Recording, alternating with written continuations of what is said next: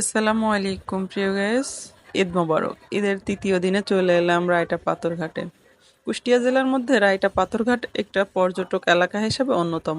তো গাইস, অনেক পাথর থাকার কালীনে এই জায়গাটার নাম পাথরঘাট করা হয়েছে। তো গাইস, যে পাথরগুলো দেখতে পাচ্ছেন এগুলো অনেক যুগ আগেকার, বলতে গেলে ব্রিটিশ সময়ের। তো গাইস, এখানে কিন্তু প্রচুর পর্যটক আসে ঈদে।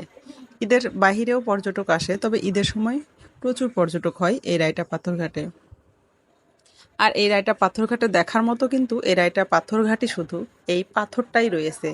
আর সামনে নদী রয়েছে, আমি হালকা আপনাদের দেখাবো ইনশাল্লাহ। এই যে নদীটা, আর এই নদীর পাড়ে কিন্তু মানুষ আসে না, পর্যটক কিন্তু ওই পাথরের উপরেই আসে।